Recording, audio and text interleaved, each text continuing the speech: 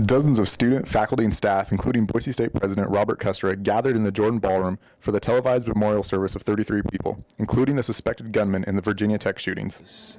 How safe, how secure it is to weep and express our sorrow to our colleagues and fellow students at Virginia Tech. This, of course, for Boise State, follows on the heels of the murder of one of our students a couple of weeks ago, the murder of a student at the University of Idaho.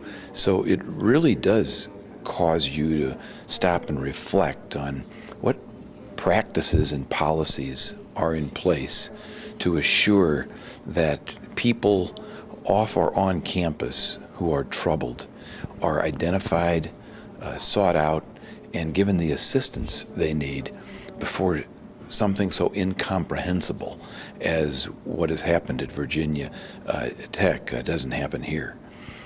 That's the challenge that we're looking at right now. I sent a reminder out today to the campus that aberrant behavior should not be ignored. It should not be written off as, oh, well, we'll deal with it later. It should be reported, and people should seek counseling. So I don't think we can take this for granted and assume that it's always going to happen someplace else. This brilliant young man who was about to graduate in May is no longer with us, and he was killed just a few miles from this campus in this city, and no one ever thought that would happen. So we today perhaps could think that, well, a Virginia Tech can't happen again. We don't want it to happen. We just want to make sure we take all the precautions that it won't. I can imagine something like that, if it were to happen here, to be just devastating, absolutely horrible. I feel this is a very safe campus. I mean, obviously you have, late nights walking across campus. You certainly don't want to be alone or on the green belt but I've never felt a threat as imminent as that. Yesterday's incident is considered to be the largest fatal shooting spree in modern U.S. history. Despite this, BSU Director of Communication and Marketing, Frank Zane, believes Boise State is still a very safe place.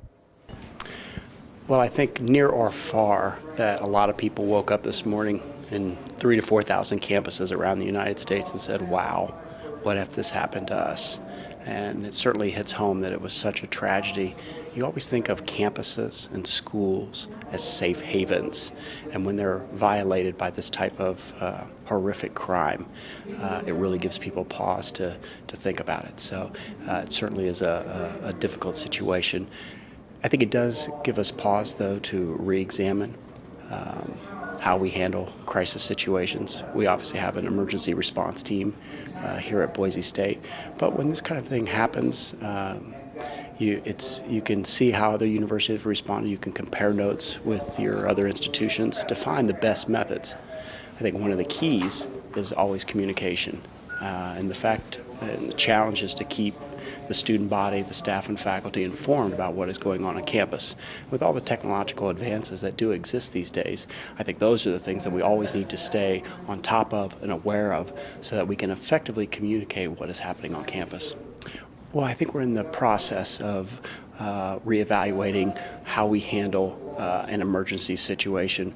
We're fortunate in that we have this relationship with the Boise Police Department, who provide campus security. The fact that they have a dispatch center here on our campus and a substation here on our campus is a great advantage to us. Now, you can never prepare or protect yourselves from random, senseless acts of violence.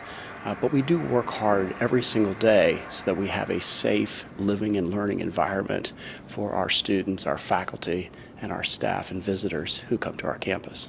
I think this event at Virginia Tech has reminded all of us that it is all of our responsibility collectively to have a safe environment to live and learn. We can't just rely on the police department or on campus security. We all need to be aware of the environment around us and work hard to ensure that it is safe for everyone involved. For campus, for new students or visitors to our campus, I think it's important to familiarize yourself with the services that are available on this campus, where people and offices are located, so that in an emergency situation, you know how to respond. We have 38 of the blue emergency telephones located on our campus. It's a good idea to have an idea maybe where you've seen some of these before. We have programs such as a free emergency cell phone, where you can donate a cell phone to it, or you can get one if you feel like you need one that is automatically programmed to dial 911 if you're on campus late at night, or if you ever feel like that's an extra piece of protection you would have with you. And certainly working with our campus security officials and being aware of the environment around you, I think will help create a safer environment. Boise State is currently reviewing its own campus safety measures, and school administrators plan to meet with each college to review emergency policies and procedures. The university's counseling center is providing services to anyone in the campus community who is in need. Well, we came here today, there are several of us here from counseling, to provide our support and to make students, if they were here, aware of the fact that we do have those services available, and that we have backup counselors there from 8 to 5, and there's emergency system for after-hours counseling. So yes, we want to make all students aware that we are available to meet their needs if they are touched by this incident, or if they know of someone in Virginia at the university there. We're here to help. We're here to be there for them. And if students, could you just tell the students how to get in contact with the counseling center on the Boise State campus? Yes, they can call 426-1601 to make an appointment, or if they just want to walk in, we're in Taylor Hall, and that is right behind the Kaiser Hall, which is behind the Taco Bell Arena. So we're in the residence halls with the students, so to speak, and we're accessible there. And please come.